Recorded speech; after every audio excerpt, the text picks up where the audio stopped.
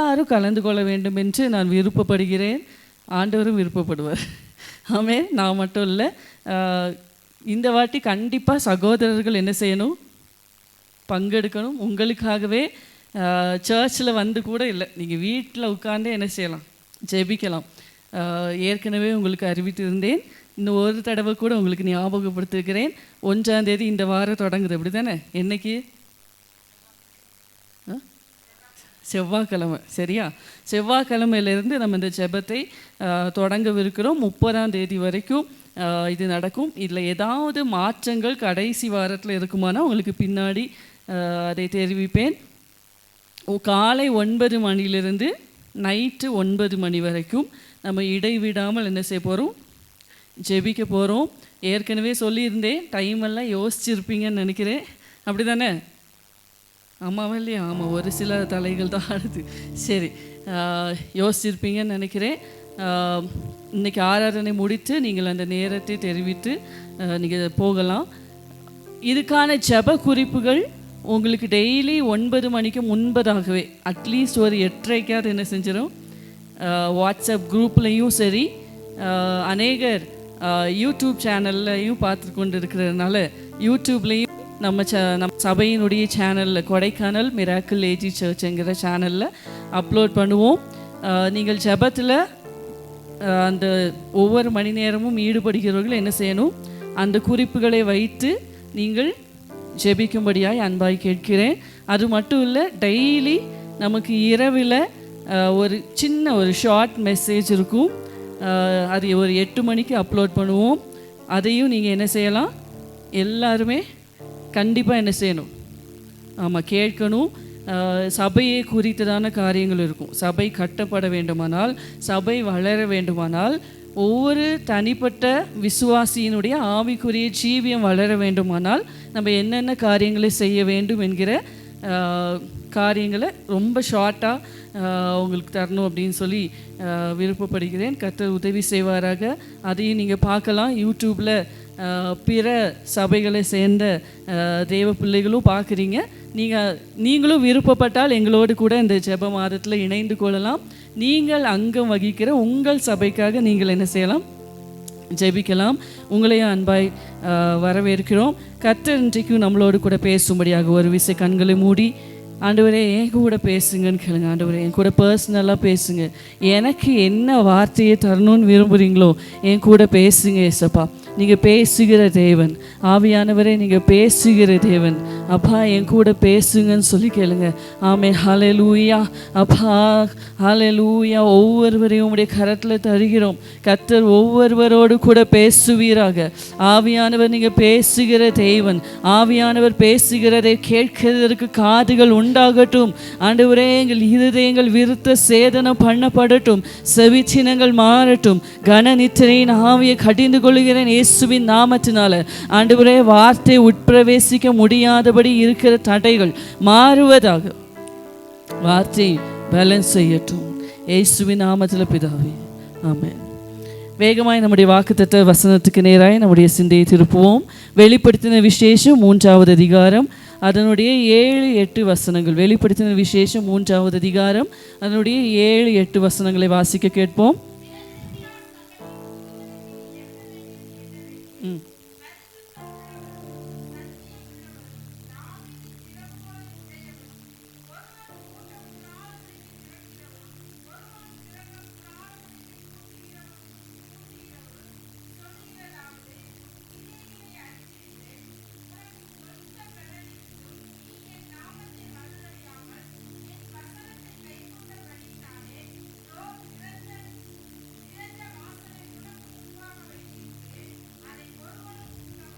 ஆமென். ஹல்லேலூயா. இந்த மாதம் முழுவதும் நம்ம இந்த வசனத்தில் அநேக செய்திகளை கேட்டோம்.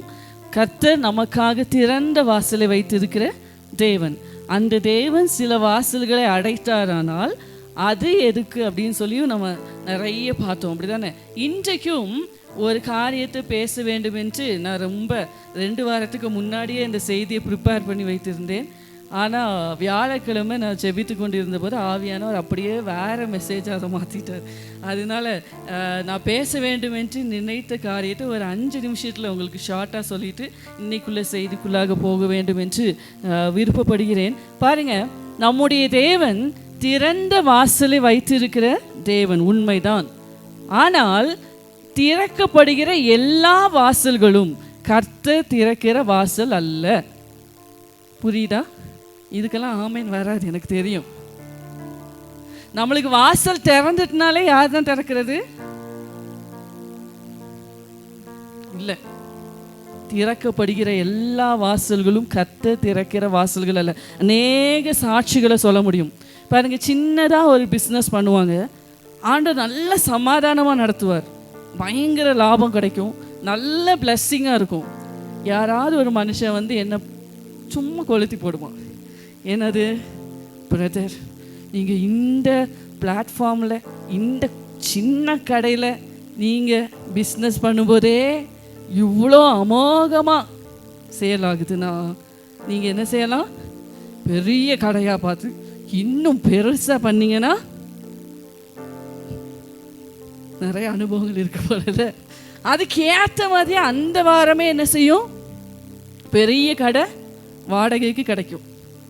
அப்பாடா, ஆண்டவர் வாசலை திறந்துட்டான்னு சொல்லி முடிஞ்சு, அதோட சாப்டர் க்ளோஸ். இந்த மாதிரி நிறைய அனுபவங்கள். அதே மாதிரி திருமணத்துக்கு நிறைய பாதிக்கப்பட்டிருக்கு இந்த பொம்பளை பிள்ளைங்க தான்.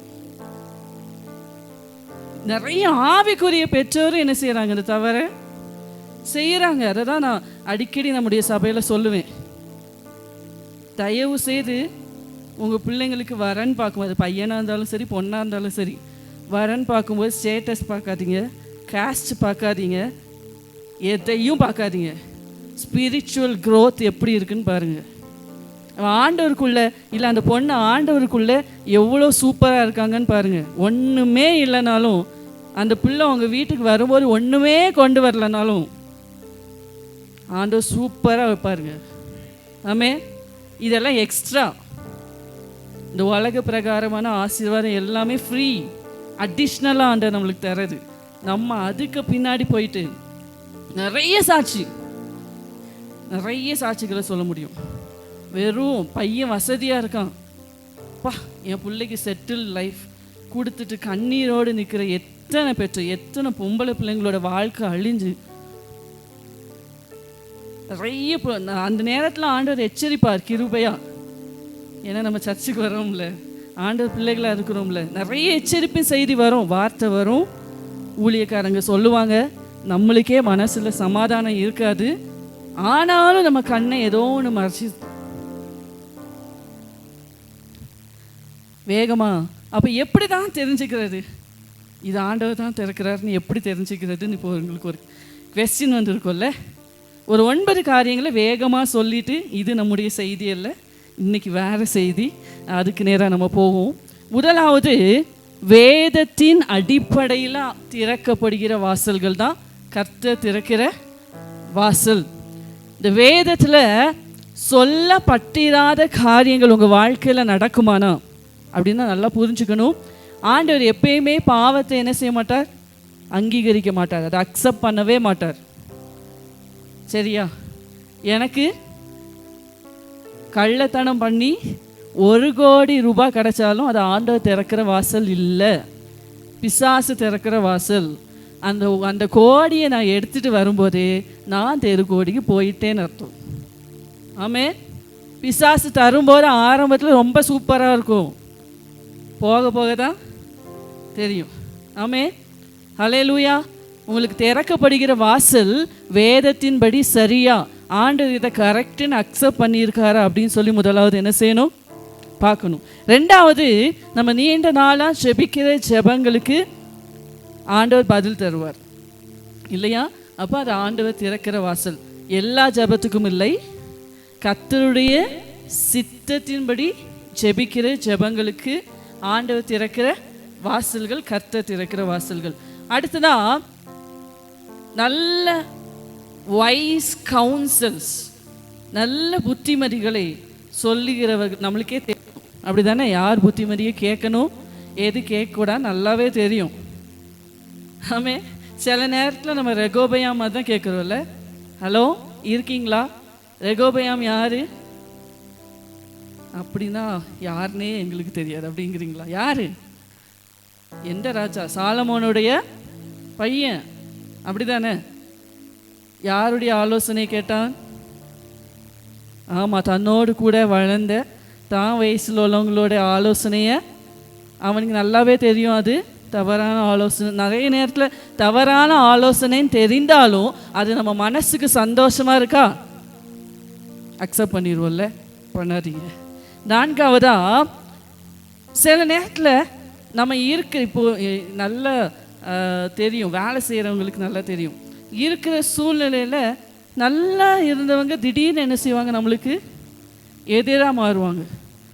ஒன்றுமே நம்ம தவறே செய்யாமலே என்ன செய்வாங்க, நம்மளை மட்டன் தட்டிகிட்டே இருப்பாங்க. அங்கே இருக்கவே முடியாது. அப்படி ஒரு சமாதானம் இல்லாத சூழ்நிலை, நம்ம சரியாக இருந்தோம் சமாதானம் இல்லாத சூழ்நிலை இருக்குது அப்படின்னு சொன்னால் ஒரு தேவ பிள்ளை நல்லா புரிஞ்சுக்கணும், ஆண்டவர் நம்மளை வேற எங்கேயோ கொண்டு போகிறாருன்னு அர்த்தம். ஆமே. ஹல்லேலூயா. ஏன்னா நல்லா வச்சுருந்தானா நம்ம என்ன செய்ய மாட்டோம், அங்கேருந்து வரமாட்டோம். அப்படி தானே? ஆமாம். ஐந்தாவதாக, சில நேரங்களில் சில ஆப்பர்ச்சுனிட்டிஸ் நம்ம கேட்கவே மாட்டோம். சவுல் ராஜாவாகணும்னு நான் ஆசையே படல, அபிஷேக தைலம் ஊற்றுனதுக்கு அப்புறம் ஓடி போய் ஒளிஞ்சான். அப்படி தானே? ஆனால் அந்த சவுலை கொண்டு வந்து ஆண்டவர் என்ன செஞ்சார், ராஜாவாக்குனார். இந்த மாதிரி சில ஆப்பர்ச்சுனிட்டிஸ் நம்ம எதிர்பார்க்காததும் நம்ம கேட்காததும் வரும். ஆனால் அதில் ரொம்ப கவனமாக இருக்கணும். அந்த ஆப்பர்ச்சுனிட்டிஸ் வரும்போது நம்ம மற்றவங்களுக்கு ஆசீர்வாதமாக இருக்கும்படியான சூழ்நிலையில் தான் ஆண்டவர் என்ன செய்வார், வைப்பார். சரியா? அப்படி இல்லாமல் நான் ஃபஸ்ட்டே சொன்ன மாதிரி மனுஷங்களால் ஏற்படுத்தப்படுகிற, பிசாசினால் கொண்டு வரப்படுகிற ஆப்பர்ச்சுனிட்டிஸ் இல்லை. இது கர்த்தர் தருகிற ஆப்பர்ச்சுனிட்டிஸ். சிலருக்கு, இப்போ எனக்கெல்லாம் அந்த மாதிரி எக்ஸ்பீரியன்ஸ் இருக்குது.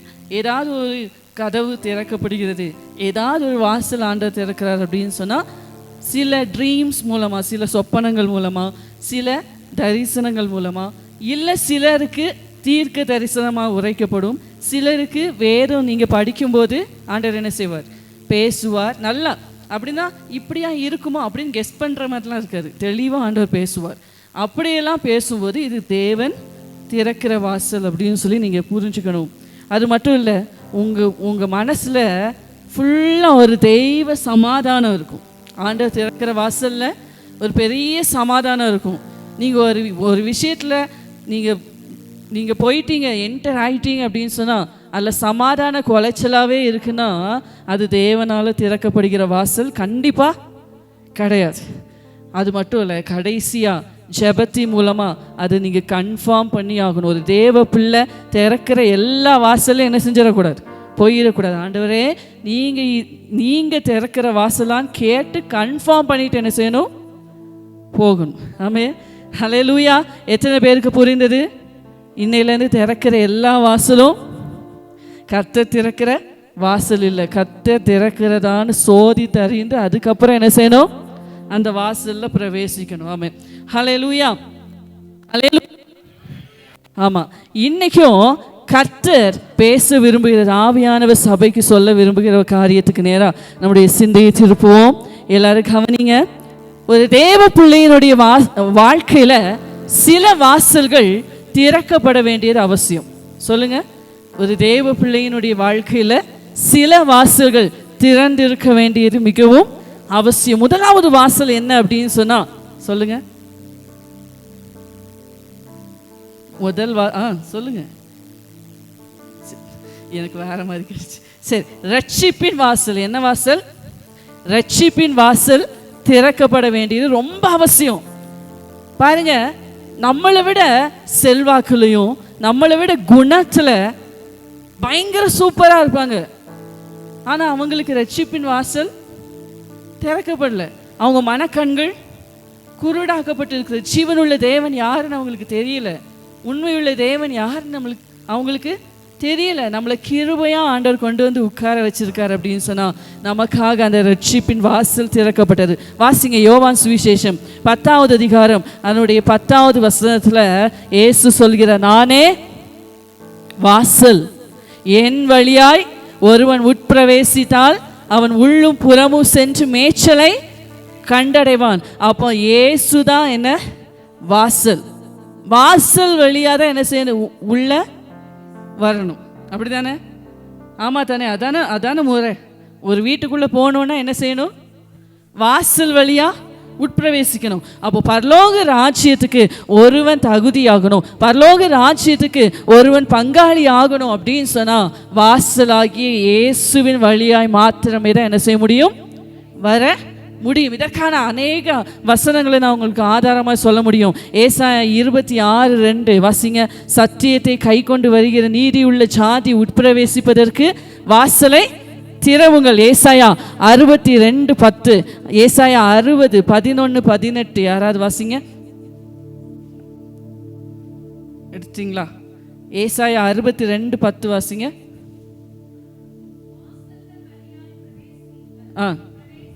ம் ம் ம் ம்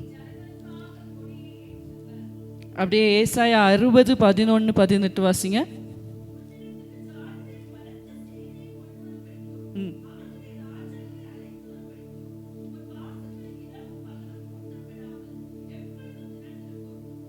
18.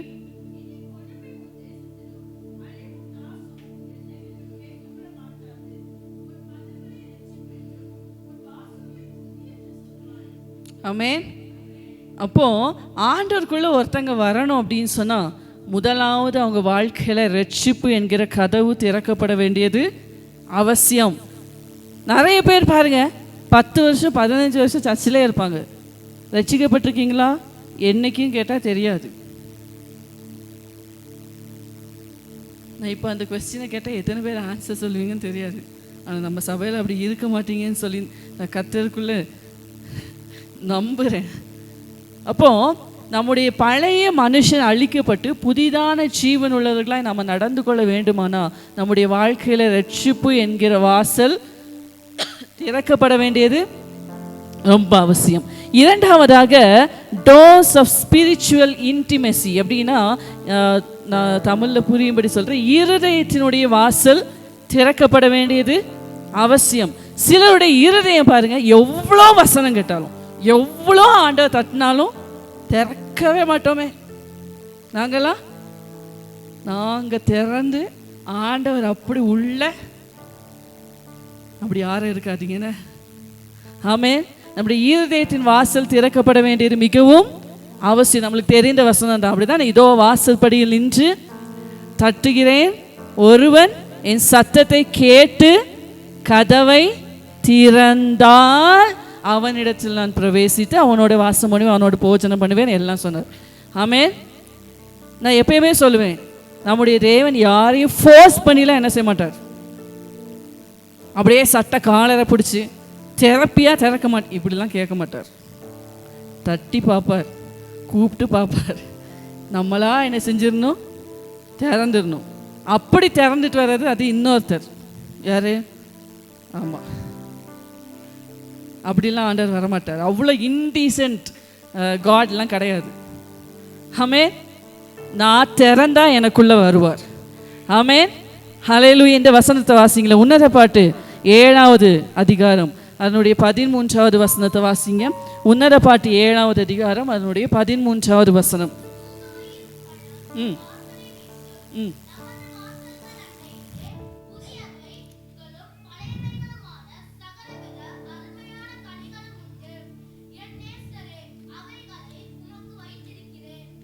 ஆமென். ஹல்லேலூயா, ஹல்லேலூயா. இங்கே மணமாட்டி நேசரை கூப்பிடுறதுக்கு என்ன சொல்கிறா? என்ன பழம் பழுத்திருக்கோம்? தூதாயும். தூதாயும் பழம் எதை குறிக்கிறது அப்படின்னு சொன்னால் ஸ்பிரிச்சுவல் இன்டிமெசி, ஆவிக்குரிய நெருக்கம். ஆமென். ஹல்லேலூயா. நேசருக்கும் மணவாட்டிக்கும் இருக்கிற நெருக்கம் நம்ம பழைய ஏற்பாட்டில் வாசிச்சிருப்போம் இல்லையா? ரூபன் என்ன செஞ்சா? ஒரு நாள் தூதாயும் பழங்களை கொண்டு வந்து தன் தாயினிடத்துல கொண்டு வந்து கொடுக்க வரும்போது அதை யார் வாங்கினது? பைபிள் படிங்க. ராகேல் என்ன செஞ்சாங்க? வாங்கினாங்க. அப்படிதானே? வாங்கிட்டு அன்னைக்கு லேயாளுக்கு பெர்மிஷன். யார்கிட்ட போக? யாக்கோபு கிட்ட. இதெல்லாம் ஆவிக்குரிய கண்ணோட்டத்தோடு பார்க்கணும், சரியா? ஏன்னா அது வரைக்கும் யாக்கோபுக்கு பிடித்த மனைவி யார் தான்? ராகேல். தூதாயும் பழங்களால லேயாள் அன்னைக்கு ஒரு நாளும் பெர்மிஷன். பார்த்தீங்களா? அப்போ இந்த மணவாட்டி நேசரை எப்படி கூப்பிடுறா? தூதாயும் பழங்கள் வாசனை வீசுகிறது. ஆண்டவரை இப்படி யாரெல்லாம் கூப்பிடுறீங்க? ஆண்டவரை இப்படி கூப்பிடுறீங்களா? நீங்கள் வந்தால் என்ன, வரலன்னா என்ன அப்படின்னு இருக்கீங்களா? இல்லை இல்லை இல்லை. ஒரு தேவ பிள்ளையினுடைய வாழ்க்கையில் இருதயமாகிய கதவு எப்போது தன்னுடைய நேசருக்காக திறந்திருக்க வேண்டியது ரொம்ப அவசியம். ஆமென். ஹல்லேலூயா, ஹல்லேலூயா. இது ஆண்டவர் விரும்புகிறார். நம்ம ஆண்டவர் ரொம்ப பொசசிவ். ஆமென், ஹல்லேலூயா. இப்படி விரும்புகிற தேவ பிள்ளையினுடைய வாழ்க்கையில கர்த்தர் ஒரு நாள் என்ன செய்யறதில்ல, ஒரு நாளும் விலக மாட்டார். ஆமென், ஹல்லேலூயா, ஹல்லேலூயா, ஹல்லேலூயா.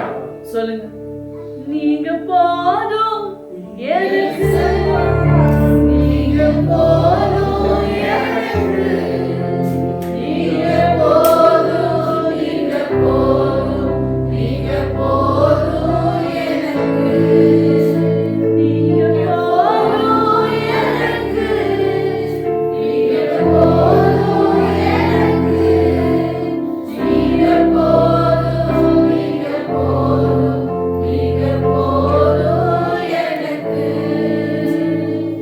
ஹல்லேலூயா, ஹல்லேலூயா. அந்த மணவாட்டி நேசரை கூப்பிட்டது மாதிரி கூப்பிடும். ஆமென், ஹல்லேலூயா. யாரெல்லாம் நேசரை அப்படி வருந்தி அழைக்கிறாங்களோ அவங்களுடைய வாழ்க்கையில நேசர் இருப்பார். ஆமென், ஹல்லேலூயா. உங்க ஜெபம் எப்படி மாறணும்? எப்படியாவது ஆண்டவரை உங்க கூடவே வச்சிருக்கிறதா மாறணும். ஆமென், ஹல்லேலூயா. அப்போ முதலாவதாக திறந்திருக்கப்பட வேண்டிய வாசல் ரட்சிப்பின் வாசல். இரண்டாவதாக இருதயத்தினுடைய வாசல், டோர் ஆஃப் ஸ்பிரிச்சுவல் இன்டிமசி. இருதயத்தினுடைய வாசல் எப்பவுமே என்ன செய்யணும்? திறந்திருக்க வேண்டியது அவசியம். மூன்றாவதாக டோர்ஸ் ஆஃப் ப்ரொவிஷன், ஆசீர்வாதத்தின் வாசல் திறந்திருக்க வேண்டியது மிகவும் அவசியம். வாசிங்க மல்கியா 3வது அதிகாரம் அதனுடைய 10வது வசனம். மல்கியா 3வது அதிகாரம் அதனுடைய 10வது வசனம்.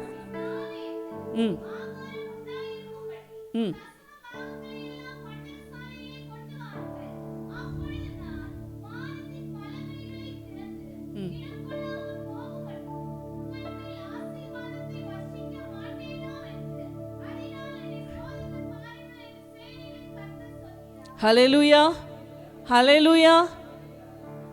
நான் எப்பயுமே சொல்லுவேன், ஆண்டவர் பிள்ளைங்க எப்பயுமே உலக பிரகாரமாகவும் எப்படி தான் இருக்கணும்? அதையே தேடி போகாதீங்க. நீங்கள் தேவராஜ்யத்தை தேடும்போது அது உங்களுக்கு கூட கொடுக்கப்படும். ஆனால் நம்ம உலகத்துக்கு முன்னாடி ஆண்டவரை எப்படி காமிக்க முடியும் அப்படின்னு சொன்னால், ஒன்று நம்முடைய கிரியைகளினால, இன்னொன்று நம்ம ஆசீர்வாதமாக இருக்கிறது மூலமாக. ஆமென், ஹல்லேலூயா. ஒரு தேவ பிள்ளைய கர்த்தர் கண்டிப்பாக ஆசீர்வதிப்பார். கண்டிப்பாக அவருக்கான வாசல்கள் திறக்கப்படும். அப்படி இல்லைன்னு சொன்னால் நான் எங்கேயோ அதில் ஒரு விஷயம் என்ன தெரியுமா? நம்ம இப்போ வாசித்தது போல ஏன் நம்ம சுதந்திரிக்க வேண்டியதை சுதந்திரிக்க முடியல? ஏன் நம்மளுக்கான ஆசீர்வாதம் தடைபடுறது அப்படின்னு சொன்னால், இன்னைக்கு இந்த வசனத்தை பிரசங்கிக்கவே பயமாக தான் இருக்கு. அப்படிதானே? அந்த நிலைமைக்கு ஆளாயிட்டோம். அது என்ன எப்போ பார்த்தாலும் காணிக்க கேட்குறீங்க, அது என்ன எப்போ பார்த்தாலும் தசம பாகம் பற்றி பேசுகிறீங்க அப்படின்னு சிலர் கேள்வி கேட்கலாம். நான் பெரிய வசனம்லாம் பேச விரும்பலைங்க. நாங்கள் கொடுக்குறோம், ஆசீர்வதிக்கப்படுறோம். ஆமென். அந்த ஆசீர்வாதத்தை பார்க்குறோம், அதை தான் உங்களுக்கும் சொல்கிறோம். எப்பயுமே ஆண்டவருக்குன்னு ஒன்று செய்யும்போது அதை பாஸ்டர் மிஸ்யூஸ் பண்ணிடுவாரோ, எதுக்கு அவங்க செலவழிப்பாங்களோ, நம்மளுக்கு எங்கே எல்லாம் யோசிக்காதீங்க. நீங்கள் கொடுக்க வேண்டியது யாருக்கு? நம்ம ஆண்டவருக்கு கொடுக்குற அளவுக்கு பெரிய ஆள்லாம் கிடையாது. கிருபையா கொடுக்க வச்சிருக்காரு. ஆமென், ஹல்லேலூயா, ஹல்லேலூயா. அதை கொடுக்கறதுல நான் சந்தோஷப்படணும். என்னையும் கொடுக்க வச்சிருக்கீங்களே ஏசப்பான்னு சந்தோஷப்படணும். அதை விட்டுட்டு பாஸ்டர் தப்பாக யூஸ் பண்ணார்னா, நான் நம்ம சபைக்காக மாத்திர சொல்ல, பொதுவாக சொல்கிறேன், தப்பாக யூஸ் பண்ணார்னா ஆண்டவருக்கு அவர் என்ன செய்யணும்? கணக்கு கொடுக்கணும். அது வேற விஷயம், அது உங்கள் டிபார்ட்மெண்ட்டே கிடையாது. ஆமென், ஹல்லேலூயா. இன்னைக்கு தசம பாகத்தில் நம்ம கொடுக்காம இருப்போமானா இன்னைக்கு ஒரு தீர்மானம் எடுங்க. ஹல்லேலூயா, ஹல்லேலூயா. அது ஆண்டவர் சொன்ன கட்டளை. அதில் அப்படி இப்படின்னு மாத்துறதுக்கு நமக்கு அதிகாரம் இல்லை. அதுக்கு முந்தின வசனம் இருக்கு, மனுஷன் தேவனை வஞ்சிக்கலாமா அப்படின்னு. என்ன அர்த்தம்? ஆண்டவரை ஏமாத்துற அளவுக்கு நம்மலாம் பெரிய ஆளா? அப்படியா? ஒரு பங்கை ரகசியமாக ஒளிச்சு வச்சுட்டு வந்த அனனியா சப்பீராளுடைய நிலைமை தெரியும். அநேகர் இப்படி ஒரு நியாயம் எப்படி? அது பழைய ஏற்பாடு. அனனியா சப்பீரால் எங்கெங்க வந்தாங்க? நீ கர்த்தருக்காக வாரி இறைத்தானா உனக்கு வாரி இறைக்கப்படும். ஆமே, கர்த்தருக்கு கொடுக்கறதுல கணக்கு பார்க்காம கொடுக்கணும். ஆமே, நம்ம ஏழைக்கு இறங்கி கொடுக்கணும். ஏழைக்கு கொடுக்கிறது கர்த்தருக்கு கடன் கொடுக்கிறதுக்கு சமம். திருப்பி வட்டி எப்படி கிடைக்கும் தெரியும்ல? ஆமென், ஹல்லேலூயா, ஹல்லேலூயா. கர்த்தருக்கு கொடுங்க, உங்களுக்கு திருப்பி கொடுக்கப்படும். அது எப்படிங்க? வசனம் என்ன சொல்லுது? வானத்தின் பல கனிகளை. ஆமா, இந்துக்கள்லாம் ஒன்று சொல்லுவாங்கல்ல, என்ன சொல்லுவாங்க? கொடுக்கிற தெய்வம் நம்மளை பார்த்து காப்பி அடிச்சது தான். அப்படிதானே? ஆமாம், அங்கே பிச்சுட்டு வரும், எப்படி போகுதுன்னு தெரியாது. அதை நம்ம ஆண்டவர் ஆசீர்வதிக்க ஆரம்பிச்சிட்டாருன்னா அங்கே வேதனை இருக்காது. ஆமே, கர்த்தருடைய ஆசீர்வாதமே ஐஸ்வர்யத்தை தரும், அதனோட வேதனையை. ஆமென், ஹல்லேலூயா. கர்த்தருக்கு கொடுங்க, ஏழைகளுக்கு கொடுங்க, தரித்திரரை நினையுங்கள். ஆமென். கர்த்தருடைய சமூகத்தில் நீங்கள் நினைக்கப்படுவீங்க. வானத்தின் பலகணிகளை திறந்து கர்த்தர் உங்களை இடம் கொள்ளாமல் போக மட்டும். போதும் ஆண்டவரே, போதும், இதுக்கு மேலே ஏன் தரீங்க அப்படின்னு சொல்கிற அளவுக்கு ஆண்டவர் என்ன செய்வார்? ஆசீர்வதிப்பார். ஆமென், ஹல்லேலூயா. மூன்றாவதாக ஒரு தேவ பிள்ளையினுடைய வாழ்க்கையில் திறந்திருக்க வேண்டிய வாசல் ஆசீர்வாதத்தின் வாசல். நான்காவதாக தடைகளை தகர்த்தெறிகிற வாசல். ஒரு தேவ பிள்ளை எப்பவும் இந்த புலம்பலை சொல்லிகிட்டே இருக்கக்கூடாது. எங்கே போனாலும் தடை, எங்கே கை வச்சாலும் நம்ம சரியில்லைன்னு அர்த்தம். ஹல்லேலூயா. ஏன் தெரியுமா? மீகா 2:13 நமக்கு தெரிஞ்ச வசனம். தடைகளை நீக்குகிறவர் அவர்களுக்கு முன்பாக. நிறைய பேர் வசனத்தையே எடுத்துட்டீங்க நான் சொல்றதுக்கு முன்னாடியே. இப்படிதான் இருக்கணும். சூப்பர். நம்மளுக்கு நல்லா தெரியுது, தடைகளை நீக்கி போடுகிற கர்த்தர் நம்மளுக்கு முன்னாடி போறார். நீ பின்னாடி போறியா? அதான் மேட்டர். அவங்க எப்படி போவாங்களா? வாசலால உட்பிரவேசித்து. ஹல்லேலூயா, ஹல்லேலூயா. இங்கே வாசிங்களேன், ஏசாயா தீர்க்கதரிசியின் புஸ்தகம் அதனுடைய 45வது அதிகாரம் 1 முதல் 4 வரைக்கும் கர்த்தர் அங்கே கோரேஸ் ராஜாவுக்காக ஒரு காரியத்தை சொல்கிறார். வாசிங்க, ஏசாயா 45வது அதிகாரம் அதனுடைய 1 to 4 வரை உள்ள வசனங்கள்.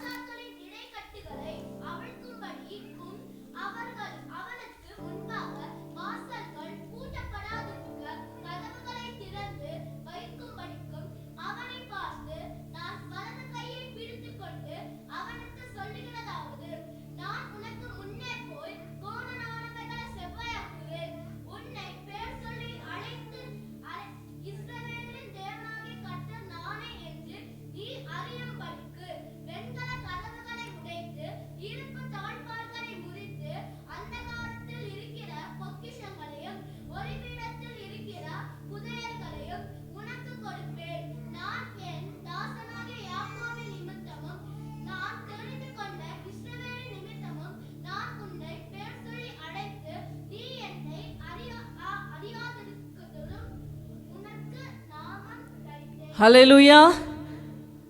இங்கே கோரேஸ் ராஜாவுக்கு கர்த்தர் சொன்ன தீர்க்க தரிசனமான வார்த்தை. கோரேஸ் யார் அப்படின்னு சொன்னா, இஸ்ரவேல் ஜனங்கள் பாபிலோனில் 70 வருஷம் சிறையாக என்ன செய்யறாங்க, அடிமைத்தனத்தில் இருக்கும்போது ஆண்டவர் கோரேஸ் என்கிற ஒரு ராஜாவை பெயர் சொல்லி அழைத்து தெரிந்தெடுக்கிறார். எதுக்கு அப்படின்னு சொன்னா, தம்முடைய ஜனமாகி இஸ்ரவேலை மறுபடியும் அதன் ஸ்தானத்திலே கட்டுவிப்பதற்காக. நான் இப்படி சொல்லணும் அப்படின்னு சொல்லி விரும்புகிறேன். எவன் ஒருவன் தேவனுடைய திட்டத்தின்படி அழைக்கப்பட்டு, பெயர் சொல்லி அழைக்கப்பட்டு, தெரிந்து கொள்ளப்பட்டு, அபிஷேகம் பண்ணப்பட்டு வருகிறானோ, நீங்களாம் இல்லையா? ஒரு ஆமேனையும் காணல. ஏங்க உங்களை தெரிந்து கொண்டு இருக்கிறாரா இல்லையா? இன்னைக்கு நேற்று இல்லை, உலக தோற்றத்துக்கு முன்பதாகவே. ஹல்லேலூயா. இந்த உலகத்தை தோற்றுவிக்கிறதற்கு முன்பதாகவே உங்களையும் என்னையும் கிறிஸ்துவுக்குள்ள தெரிந்து கொண்ட அநாதி தீர்மானத்தின்படியே, ஹல்லேலூயா ஹல்லேலூயா, என்னையும் உங்களை அப்பவே அழைத்து விட்டார். ஹல்லேலூயா. பரிசுத்த அழைப்பினால் அழைத்தார்.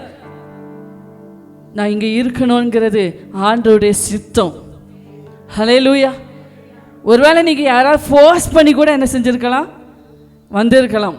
ஏதோ ஒரு கட்டாயத்தின் பேரில் கூட என்ன செஞ்சுருக்கலாம், ஆண்டவருக்குள்ள வந்திருக்கலாம்.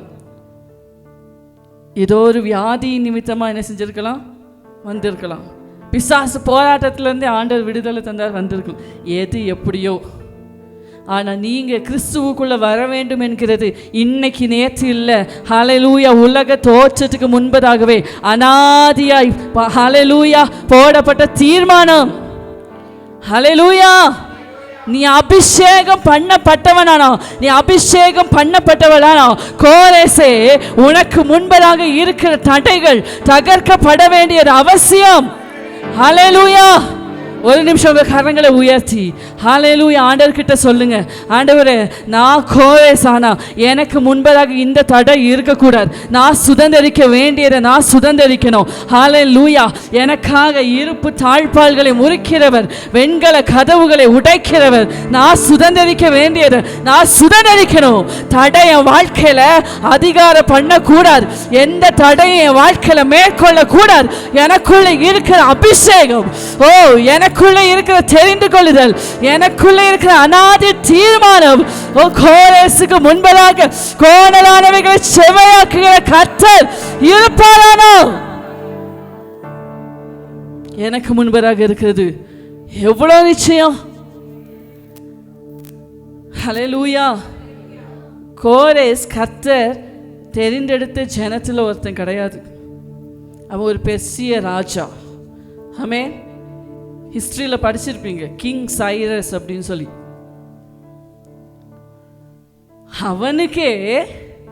அவனுக்கே கர்த்தர் என்ன சொல்கிறார், நான் உனக்கு முன்னாக போய். ஒன்று ஞாபகம் வச்சுக்கோங்க, உங்கள் பிரச்சனையை, உங்கள் வாழ்க்கையில் இருக்கிற தடையை நான் மட்டுமே ஃபேஸ் பண்ணுறேன்னு நினைக்காதீங்க. உங்களுக்கு முன்னாகவே அதை ஃபேஸ் பண்ணிக்கிற கர்த்தர் ஒருவர் உண்டு. ஆமென். ஹல்லேலூயா. இந்த வசனத்தை வாசிக்கும்போது ரொம்ப ஆச்சரியமாக இருந்துச்சு. கர்த்தர் எதுக்கு முன்னாடி போனோம், நம்ம நீ போன்னு சொல்லிட்டு பின்னாடி வரலாம்ல, அப்படிதானே? ஆமென். ஹல்லேலூயா ஹல்லேலூயா. நமக்கு முன்னாடி போறாராம். மீகால என்ன வாசிச்சோம், தடைகளை நீக்குகிறவர் அவர்களுக்கு முன்னாக நடந்து சொல்ல. அவர்கள் ராஜா, அவர்கள் முன்னணியில் நடந்து போவார். எதுக்குங்க நான் என் தடைய, நான் என் வாழ்க்கையில் இருக்கிற தடைய, நான் என் வாழ்க்கையில் இருக்கிற பிரச்சனையை, நான் என் வாழ்க்கையில் மழை போல நிற்கிற தடைய ஃபேஸ் பண்றதுக்கு முன்னாக என் ராஜா, என் மீட்பர், என் தடைகளை நீக்கி போடுகிறவர் ஃபேஸ் பண்றாரு. அவருக்கு முன்னாடி மழை ஏமாத்திரும். ஹல்லேலூயா ஹல்லேலூயா. நீ செருபாபேலாக இருப்பாய் என்று சொன்னால், பெரிய பர்வதமே நீ ஏமாத்திரம். செருபாபேலுக்கு முன்பதாக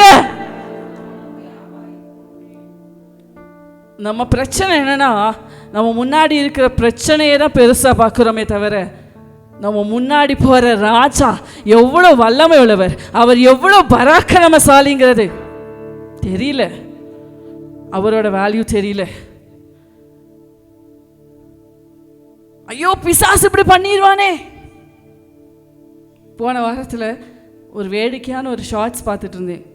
அது சிரிப்பாக இருந்துச்சு, ஆனால் யோசிக்க வச்சுச்சு. இன்னைக்கெல்லாம் தேவ பிள்ளைகளுடைய வாயிலேருந்து கிளம்புற சாட்சி, சர்ச்சில் சாட்சி சொல்லும்போது கூட பிசாசு என்னையோ அப்படி பண்ணிட்டான், என்னைய படுக்க வைத்து விட்டான், அவன் எனக்கு விரோதமாய், பிசாசை வைத்துட்டு ஆமேன் முடிஞ்சு. அருமையான ஒரு பாடல் உண்டு, எனக்கு ரொம்ப பிடிக்கும். என் வாழ்வை இடிக்கும் சத்துருவை காட்டிலும் என் வாழ்வை கட்டும் தேவன் பலன் உள்ளவர். ஆமேன், ஹல்லேலூயா. சத்துரு இடிக்க தொடங்கின காலத்திலும் வேகமாக என்னை கட்டிடுவார். நான் அதுக்கு ஒரு எக்ஸாம்பிள் கூட சொன்னேன். அன்னைக்கு இல்லாத நிறைய பேர் இன்னைக்கு இருக்கிறதுனால அதை மறுபடியும் சொல்கிறேன். இப்போ நான் இருக்கிறேன், இப்போ என் பிள்ளை இருக்கா, சரியா? சரி, இப்போ நான் ஒரு விஷயத்தை கட்டணும்னு நினைக்கிறேன். என் பிள்ளை என்ன நினைக்கிறா? அதை இடிக்கணும்னு நினைக்கிறா. சிரிப்பாக வருதா இல்லையா? இருக்கா இல்லையா? வேடிக்கையாக இருக்குல்ல? இவ்வளோ தாங்க பிசாசு. அவன் ஆண்டவருக்கு முன்னாடி இவ்வளோ சோட்டா, ஆனால் நம்ம அவனை ரொம்ப பெருசாக என்ன செஞ்சிட்ருக்கோம்? ரொம்ப மகிமைப்படுத்திட்டு இருக்கோம்ல? ஆமாம், கர்த்தரை மகிமைப்படுத்த வேண்டிய வாயால் பிசாசை தான் நிறைய பேர் என்ன செஞ்சிட்ருக்கோம்? மகிமைப்படுத்திட்டு இருக்கோம். ஐயோ அங்கே போனால் பிசாசு என்னையே இப்படி பண்ணிடுவானே, என்னையை படுக்க வச்சிருவானே, வியாதியை கொண்டு வந்துடுவானே, அந்த பிரச்சனையை கொண்டு வந்துடுவானே. அவன் வேலையை கரெக்டாக செய்கிறான். அவன் செஞ்சுட்டு போட்டோம். பாவம், சின்ன பையன், அவன் இடிக்கணும்னு நினைக்கிறேன், இடிச்சிட்டு போட்டோம். அதுக்கு முன்னாடி ஏன் தேவன் கட்டி எழுப்பிடுவார். ஆமேன், ஹல்லேலூயா, ஹல்லேலூயா, ஹல்லேலூயா. நீ கோரேசா இருப்பேன்னு சொன்னா, நீ தெரிந்து கொள்ளப்பட்டவனா இருப்பேன்னு சொன்னா, நீ தெரிந்து கொள்ளப்பட்டவனா இருப்பேன்னு சொன்னா, நீ அபிஷேகம் பண்ணப்பட்டவனா இருப்பேன்னு சொன்னா, ஹல்லேலூயா. கோரேசா அழைத்த அழைப்பு வேற, உங்களையும் என்னையும் கர்த்தர் அழைத்த அழைப்பு வேற. கோரேசுக்கு இயேசுவின் ரத்தம் கிடையாதுங்க. ஆமென், ஹல்லேலூயா. கோரேசுக்குள்ள தங்கி இருக்கிற பரிசுத்த ஆவியானுடைய அபிஷேகம் கிடையாதுங்க. தெரிந்து கொள்ளப்பட்ட புதிய ஏற்பாட்டு சபையே இயேசுவினுடைய சுய ரத்தத்தினால, தேவன் தம்முடைய சுய ரத்தத்தினாலே சம்பாதித்த சபை நீங்களும் நானும். ஹல்லேலூயா. நமக்குள்ள வேல்யூ நம்மளுக்கு தெரியறதில்ல, நம்ம அபிஷேகத்தினுடைய வேல்யூ நம்மளுக்கு தெரியறதில்ல. ஆமென், ஹல்லேலூயா. நிறைய நேரத்தில் இந்த அபிஷேகத்தினுடைய வேல்யூ தெரியாததுனால தான் நமக்குள்ள சந்தேகங்கள் வருகிறது, நமக்குள்ள பயங்கள் வருகிறது. இப்படியானா எப்படியோன்னு கேள்வி கேட்குறோம். ஆமென், ஹல்லேலூயா. கடந்த ஆல் நைட் பிரேயர்ல ஆண்டவர் பேசினார், ஐயப்படாது. ஆமென், ஹல்லேலூயா. பயப்படாதீங்க. உலகத்தில் இருக்கிறவனிலும் உங்களில் இருக்கிறவர் பெரியவர், அவரை மகிமைப்படுத்துங்க. ஹல்லேலூயா. வாசலால் யார் உட்பிரவேசிக்கணும் தெரியுமா? தடைகளை நீக்குகிறவர். உங்களுக்கு முன்னாடி போறது உண்மைதான், ஆனா வாசலால் உட்பிரவேசித்து தடைகளை நீக்கி முன்னேற வேண்டியது நீங்களும் நானும். வசனம் அப்படிதான் நாங்க சொல்லுது. ஆமா, ஹல்லேலூயா, ஹல்லேலூயா. அப்போ நான்காவதாக ஒரு தேவ பிள்ளையினுடைய வாழ்க்கையில திறக்கப்பட வேண்டிய வாசல் என்ன வாசல்? தடைகளை உடைத்தெறிகிற வாசல். ஹல்லேலூயா. அது வெண்கல கதவா இருந்தாலும், இரும்பு தாழ்பாளா இருந்தாலும், ஹல்லேலூயா, நம்முடைய தேவனுக்கு முன்பதாக ஒண்ணுமே இல்லை.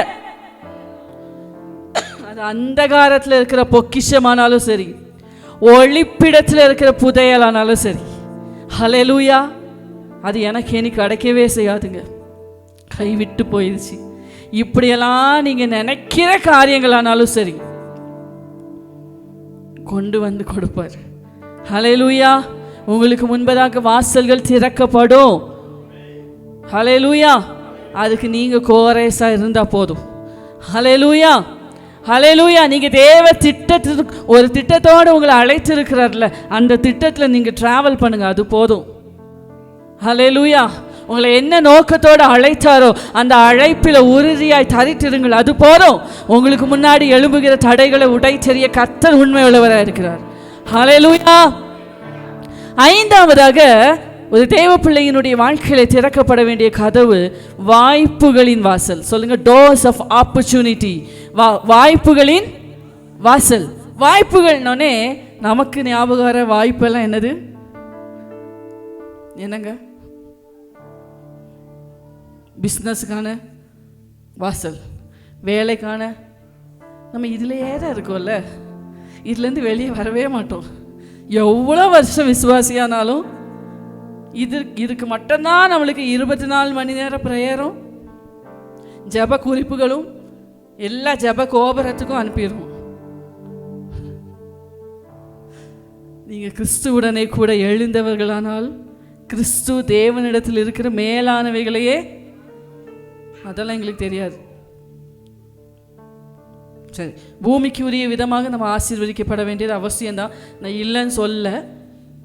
ஆனால் இந்த வாய்ப்பு எதுக்கு அப்படின்னு சொன்னால், வாசிங்களே, கொலோசியர் 4வது அதிகாரம் அதனுடைய 4வது வசனம். கொலோசியர் 4வது அதிகாரம் அதனுடைய 4வது வசனம்.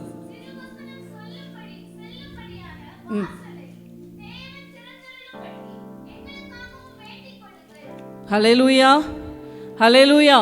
ஒவ்வொரு தேவ பிள்ளைக்கும் இந்த வாசல் திறக்கப்பட வேண்டியது ரொம்ப அவசியம். நான் எப்பயுமே சொல்லுவேன், ஏன் உங்களை ஆண்டவர் உலக தோற்றத்துக்கு முன்னாடியே முன்குறித்தார் தெரியுமா? ஏன் உங்களை 10 வருஷம் முன்னாடியே, 15 வருஷம் முன்னாடியே, 30 வருஷம் முன்னாடியே விசுவாசியாக கொண்டு வந்து உட்கார வச்சிருக்கார் தெரியுமா? ஏன் உங்களுக்கு அந்த ரட்சிப்பை தந்திருக்கிறார்னு உங்களுக்கு தெரியுமா? தெரியுமா? எதுக்காக? ஆண்டவர் உங்களை நம்பி இருக்கிறார். கவனிக்கிறீங்களா? ஆண்டவர் உங்களை நம்பி இருக்கிறார். என்ன நம்பிக்கை? நான் இந்த பிள்ளைய 30 வருஷம் முன்னாடி சர்ச்சில் கொண்டு வந்துட்டேன்னா அவள் அட்லீஸ்ட் ஒரு 30 ஆத்துமாவையாவது, ஹலோ, ஒரு தீர்மானம் எடுங்களேன். அட்லீஸ்ட் ஒரு வருஷத்தில் 365 நாட்களில் நான் ஒருத்தரையாவது நான் இங்கே தான் கொண்டு வரணும்னு சொல்ல. நம்ம சபையின் ராஜ்யத்தை கட்டுறதுக்காக தெரிந்து கொள்ளப்பட்டவர்கள் அல்ல, நம்ம தேவ ராஜ்யத்தை கட்டுகிறதற்காக தெரிந்து கொள்ளப்பட்டவர்கள். ஆமென், ஹல்லேலூயா. அது எந்த சபைக்கு போனாலும் பிரச்சனை இல்லை.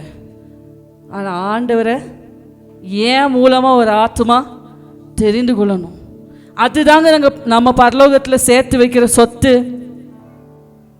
பரலோகத்தில் போய் யாரும் டெபாசிட் பண்ண முடியாது. இங்கே வேணால் லட்சக்கணக்கில் கோடிக்கணக்கில் பேங்கில் போய் டெபாசிட். ஆமாம்,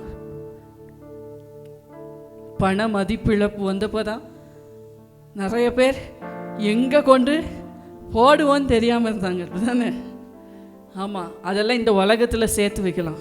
ஆனால் பரலோகத்தில் நீங்கள் சேர்த்து வைக்கிற ஒரே சொத்து ஆத்துமாக்கள்.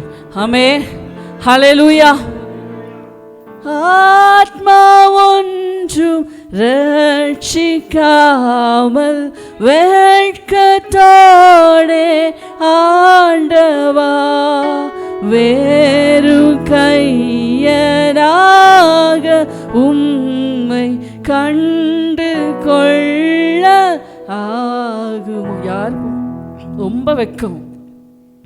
ஆண்டவர் முன்னாடி வெறும் கையாக போய் நிற்கும்போது எவ்வளோ அவமானம் இல்லை, எவ்வளோ அவமானம் இல்லை.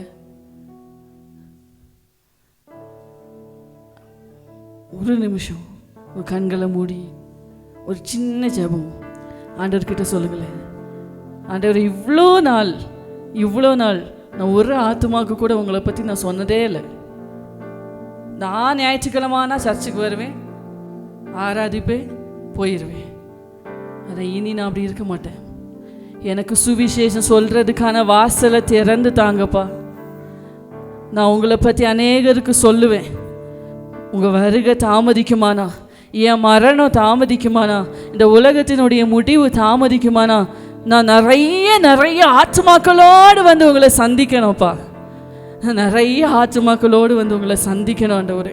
எனக்கு கிடைக்கிற எல்லா வாய்ப்புகளிலும் நான் சுவிசேஷம் சொல்லணும் ஏசப்பா.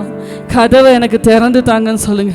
சுவிசேஷம் சொல்லும்படியான வாசலை எனக்கு திறந்து தாருங்கன்னு சொல்லுங்க. ஆமென். ஹல்லேலூயா. கர்த்தர் இன்றைக்கு உங்களுக்கு திறக்க ஹல்லேலூயா வல்லவராய் இருக்கிறார். பவுல் சொல்றாரு 1 கொரிந்தியர் 16:9 ஏனெனில் இங்கே பெரிதும் அனுகூலமான கதவு எனக்கு திறக்கப்பட்டிருக்கு. பாருங்க, ஒவ்வொரு பட்டணமா, ஒவ்வொரு கிராமமா, ஒவ்வொரு நாடுகளுக்கா மிஷனரி பிரயாணம். ஹல்லேலூயா. எத்தனையோ இழப்புகள், எத்தனையோ அடிகள், எவ்வளவோ துன்பங்கள். ஆனா சுவிசேஷம் சொல்றதுக்கு அங்க ஒரு 2 பேர் ஒரு இடத்துல இருக்கு. இன்னைக்கெல்லாம் நிறைய பிரசங்கியார்கள் கூட எத்தனை பேர் இருப்பாங்க சபையில அப்படின்னு கேட்டு வரவங்க இருக்காங்க. ஈவன் உண்மையை சொல்லணும்னா பிரசங்கிக்கிற எங்களுக்கே எப்படி இருக்கும்? அது மனுஷ இயல்பு, அப்படி தானே? ஆமாம், ஒரு பெரிய கூட்டத்தை பார்த்தா பயங்கர. ஆனால் அவ்வளோ பெரிய அப்போஸ்தலர் பவுல் அவர் சொல்கிறாரு, சில இடத்துல எண்ணிக்கையில் இப்படி கவுண்ட் பண்ணுற மாதிரி ஆட்களுக்கு நாங்கள் சந்தோஷமாக பிரசங்கிக்கிறோம், சந்தோஷமாக கிறிஸ்துவை அறிவிக்கிறோம் அப்படின்னு சொல்கிறாரு.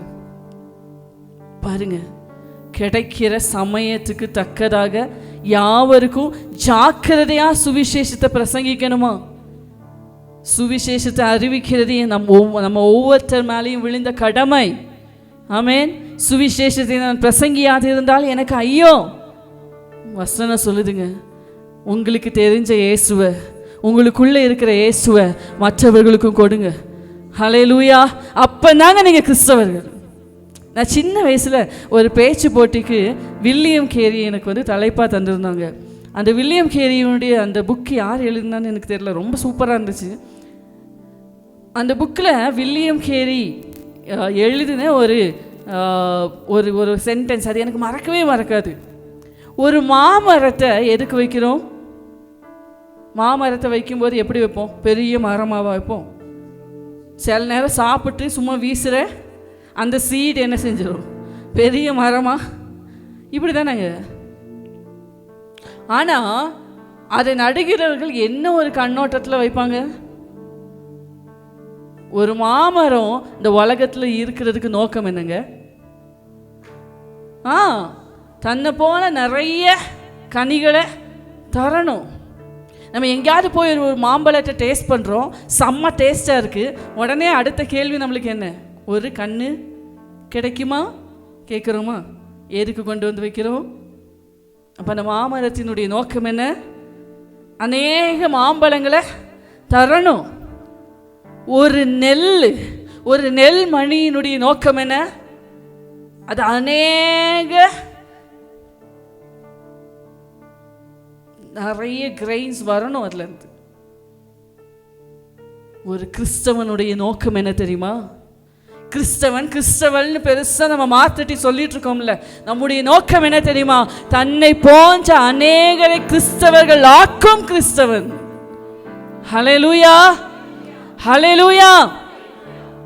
இன்னொரு வார்த்தை கூட சொல்லியிருப்பாரு, கிறிஸ்துவிடம் இருந்து பெரிய காரியங்களை எதிர்ப்பார், கிறிஸ்துவுக்காக பெரிய காரியங்களை சாதிக்கப்பார். என்னங்க சாதிச்சிட்டோம்? என்ன சாதிச்சிட்டோம்? ஆண்டவர்கிட்ட இருந்து பெருசாக எதிர்பார்க்குறோம்ல. நம்ம ஆண்டவருக்காக என்ன செஞ்சோம்? இந்த வருஷத்துலையாவது அந்த வாசல் நம்ம வாழ்க்கையில் திறக்கப்படட்டும். ஆமே. ஹல்லேலூயா. நம்ம எங்கேயும் போய் சுவிசேஷம் சொல்லுகிறவர்களாக மாறணும். ஹல்லேலூயா. இந்த காலத்திலே நம்ம பயந்துட்டு இருக்கிறோங்க. அன்னைக்கு அப்போஸ்தலர்கள் கொல்லப்பட்டு கொண்டிருந்தார்கள், விசுவாசிகள் கொல்லப்பட்டு கொண்டிருந்தார்கள், இரத்த சாட்சிகளை மறித்து கொண்டிருந்தார்கள். ஆனால் அந்த சூழ்நிலை பாருங்க, ரொம்ப ஆச்சரியம் என்ன தெரியுமா? சேவான் கொல்லப்பட்டு அதனால விசுவாசிகள் சிதறப்பட்டாங்களாம். சிதறப்பட்டவங்க என்னங்க செய்வாங்க? அமைதியாக போய் எங்கேயாவது ஒரு வீட்டை வாடகைக்கு எடுத்து, நம்மளாம் அப்படி தானே செய்வோம், அமைதியாக நான் கிறிஸ்தவனே சொல்லாமல் உட்கார்ந்துடுவோம். ஆனால் அவங்க என்ன செஞ்சாங்க தெரியுமா? வசனம் சொல்லுது, சேவானுடைய சம்பவம் மூலமா சிதறப்பட்டவர்கள் எங்கும் திரிந்து சுவிசேஷ வசனத்தை பரம்ப செய்தார்கள். தேவ வசனம் விருத்தி அடைந்தது. நம்மளை குறித்து ஆண்டவர் கணக்கு கேட்பாரு. எவ்வளோ பெரிய வாசல் திறந்திருக்கு.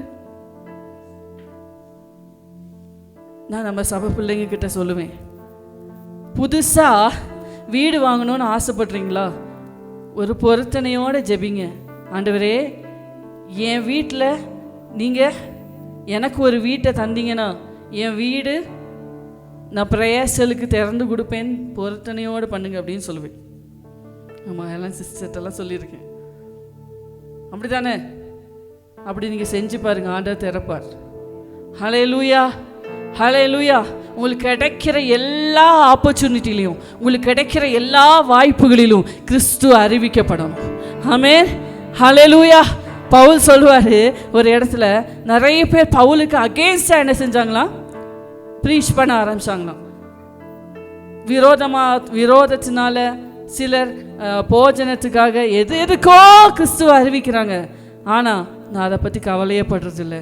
ஏன்னா எவ்வகையில் அது கிறிஸ்துவ அறிவிக்கப்படுறாரு, அது எனக்கு போதும். ஆமென், ஹல்லேலூயா, ஹல்லேலூயா.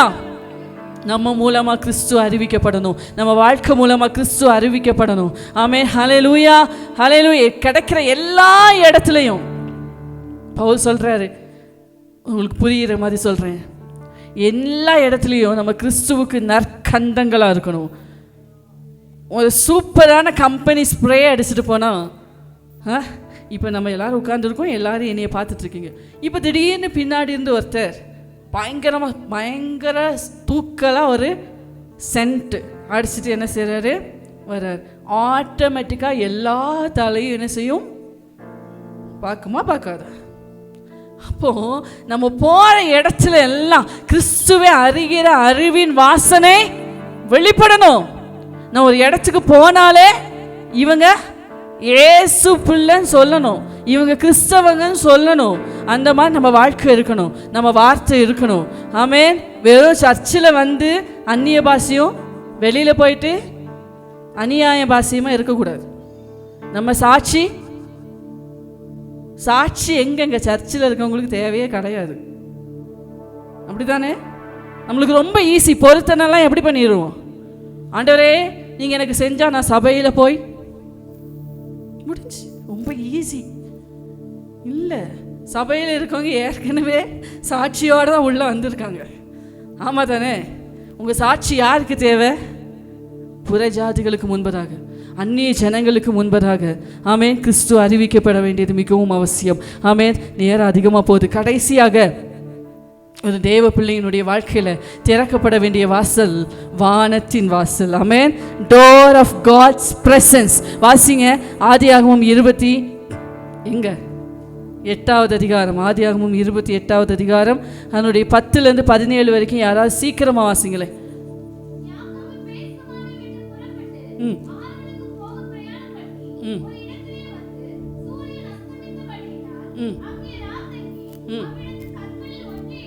ம் ம்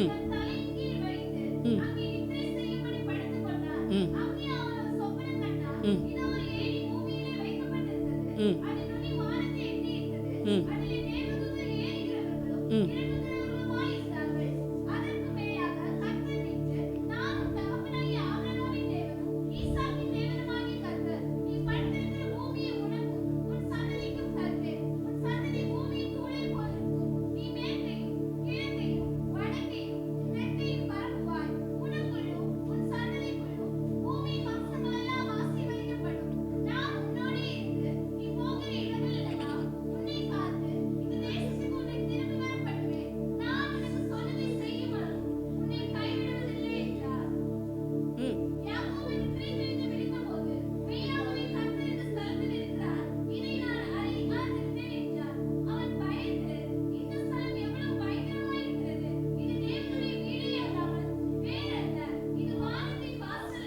ஹல்லேலூயா, ஹல்லேலூயா. நம்மளுக்கு தெரிஞ்ச வானத்தின் வாசல்லாம் எது? அப்படி கொடைக்கானலில் ஒரு சபை இருக்குங்க. எத்தனை சபை வேணாலும் இருக்கட்டும், ஆனால் நம்ம ஜெபார அப்படி மாறணும். ஹல்லேலூயா, ஹல்லேலூயா. ஆண்டவருக்கு உங்கள் வீடு எந்த சைஸில் இருக்குங்களா மாற்றே இல்லை. கேட்குறீங்களா? ஆண்டவருக்கு உங்கள் வீடு எந்த சைஸில் இருக்குது, எந்த வசதியில் இருக்குங்கலாம் மேட்ரே இல்லை. ஆண்டவர் எந்த இடத்துலையும் வருவார். உண்மையாக கூப்பிட்டீங்கன்னா வருவார். ஆமே, ஹல்லேலூயா. இந்த வாசல் எந்த வாசல் வேணாலும் திறக்காமல் போகலாங்க. உலகத்தில் எந்த வாசல் வேணாலும் திறக்காம போகலாம். ஆனால் இந்த வாசல் திறக்கப்பட வேண்டியது மிகவும் அவசியம். ஆமே, ஹல்லேலூயா. ஒரு தேவ பிள்ளை முட்டி போட்டு செபிக்க ஆரம்பிச்சானா அந்த இடத்துல வானத்தின் வாசல் அவனுக்காக திறக்கப்பட வேண்டியது அவசியம். ஹல்லேலூயா, ஹல்லேலூயா. யாக்கோபு பிரயாணமா பாவம், ஒரு தலையணை கூட இல்லைங்க. ஒரு கல்லை வச்சு என்ன செஞ்சிருக்கிறாரு, ராத்திரி நேரம் படுத்து இருக்கிறார். சொப்பனத்தில் தேவதூதர்கள் எங்க ஒரு ஏணி வானத்திலிருந்து வைக்கப்பட்டு இருக்கிறது. தேவதூதர்கள்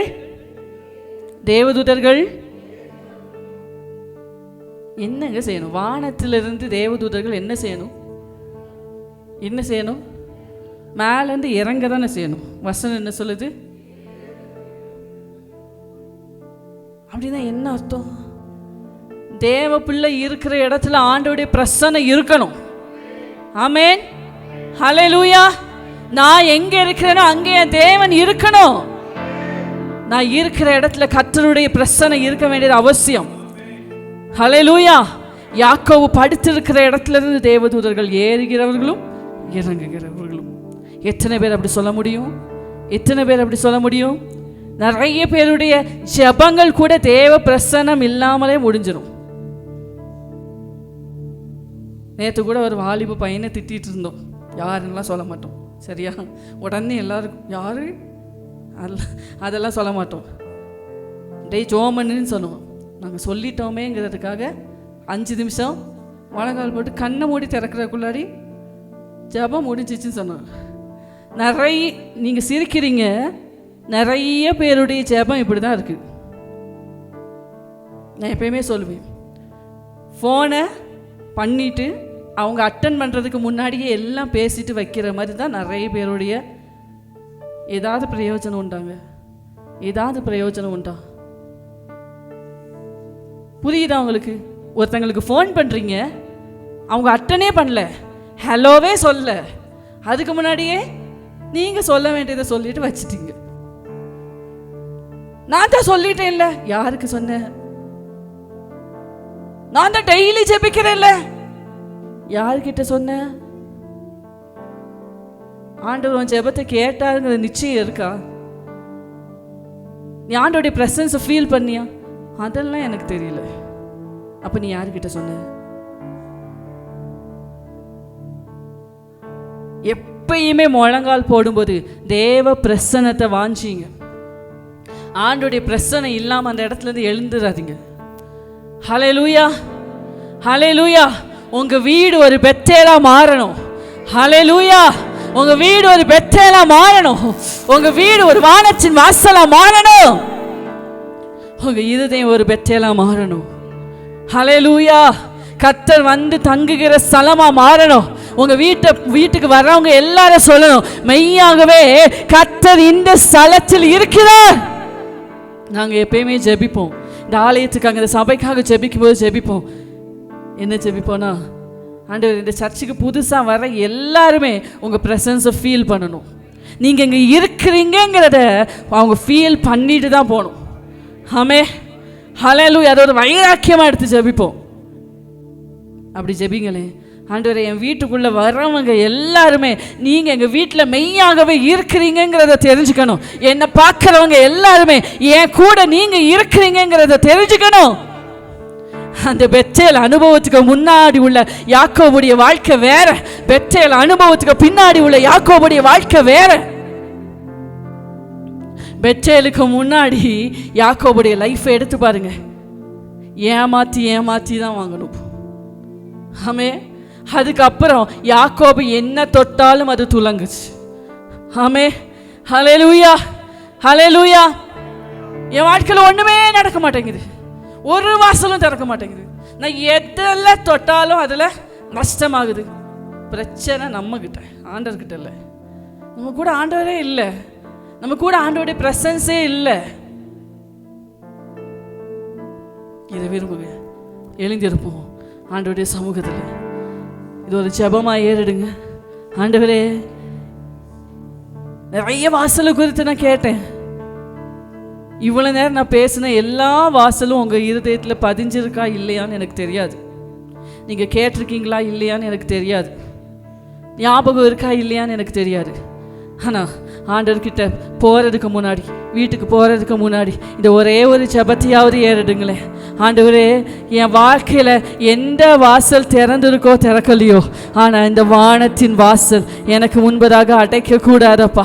இந்த வானத்தின் வாசல் மட்டும் அடைச்சிடாதீங்கப்பா. இந்த வானத்தின் வாசல் மட்டும் எப்போவும் திறக்கப்பட்டு இருக்கணும் ஆண்டவரே. என் வீட்டில் தேவ தூதர்களுடைய சஞ்சாரம் இருக்கணும் ஆண்டவரே. விசுவாசிய இப்படி சொல்லாதீங்க. நான் கண்ணை மூடுனா பிசாசா வருதுன்னு சொல்லாதீங்க.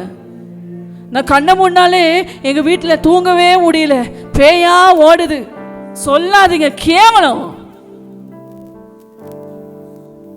உங்க வீட்டில் தேவ தூதர்கள் உள்ளாவணும். உங்க செப அறையில தேவ தூதர்கள், நீங்க செபிக்க முட்டி போடும் போதே தேவ தூதர்கள் அங்க இருக்கணும். தேவ பிரசன்னம் அந்த இடத்தை நிரப்பணும். ஹல்லேலூயா. கேளுங்க, ஏசப்பா என்ன அப்படி மாற்றுங்கன்னு கேளுங்க. எலியா ஜெபிக்கும் போது வானம் திறந்துச்சுல்ல. எலியா கருத்துள்ளவனா ஜெபித்தான். நம்ம போல பாடுள்ள மனுஷன் தான், ஆனா கருத்தா ஜெபம் பண்ணினான். அந்த எலியாவால தைரியமா சேலஞ்ச் பண்ணி சொல்ல முடியும், நான் சொன்னாதான் மழை பெய்யும், நான் சொன்னாதான் பனி பெய்யும், நான் சொல்லலைன்னா மழையும் பனியும் தேசத்துல பெய்யாது. எத்தனை பேரால சொல்ல முடியும்? நான் ஒரு காரியத்துக்கு முட்டி போட்டேன்னா அது நடக்கும். ஆமே, ஹல்லேலூயா, ஹல்லேலூயா. நான் ஒரு ஏதாவது ஒன்றுக்கு நான் கட்டளை கொடுத்தேன்னா அது அப்படியே ஆகும். எத்தனை பேரால சொல்ல முடியும்? ஹல்லேலூயா. ஒவ்வொரு விசுவாசியும், ஒவ்வொரு தேவ பிள்ளையும் அப்படி வளரணுங்க, அப்படி வளரணும். ஆமே, ஹல்லேலூயா. உங்க வீட்டில் இருக்க சின்ன சின்ன பிரச்சனைக்கு கூட, சின்ன சின்ன விஷயத்துக்கு கூட பாஸ்டர் வந்து தான் ஜெபிக்கணுங்கிற நிலைமையில இருக்காதீங்க. உங்க பிரச்சனையை நீங்களே மேற்கொள்ளணும். ஹல்லேலூயா. உங்களுக்கு விரோதமா எழும்புகிற சத்துருவை இனி நீங்க தேடியும் காணாது இருக்கணும். ஹல்லேலூயா. வானத்தின் வாசல் திறக்கப்பட வேண்டியது மிகவும் அவசியம். ஹல்லேலூயா. ஏல் பெத்தேல், இது வானத்தின் வாசல். ஏசையா, ஆசீர்வாதத்தின், தைரியமா சொல்லுங்க, ஏல் பெத்தேல், இது வானத்தின் வாசல். ஏசையா, ஆசீர்வாதத்தின் வாசல். ஹல்லேலூயா, ஹல்லேலூயா, ஹல்லேலூயா. நம்ம நம்புகிற எல்லா வாசல் இயேசுதான். நானே வாசல், நானே வாசல். வாசலால உட்பிரவேசியுங்கள், வாசலால உட்பிரவேசியுங்கள். ஹல்லேலூயா. சபையே, நீ சுதந்தரிக்கிற நாள் வெகு சமீபத்தில் இருக்கிறது.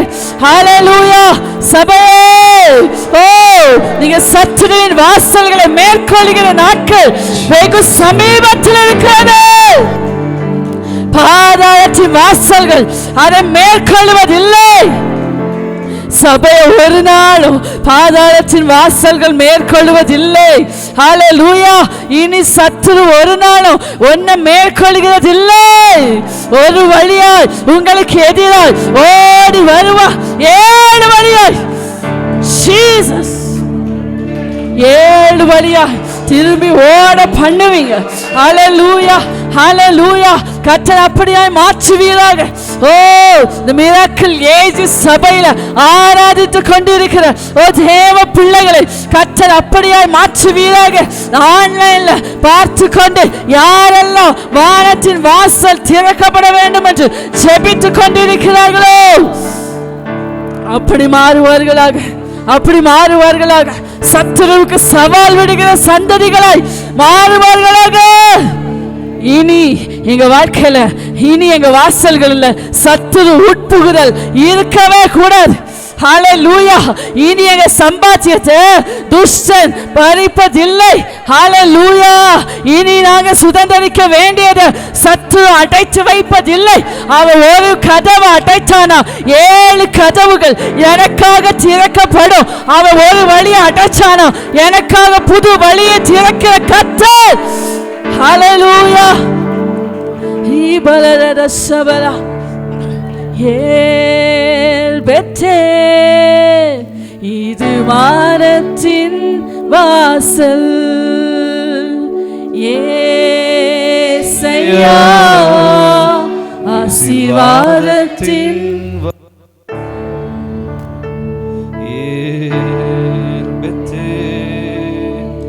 இது வானத்தின் வாசல்.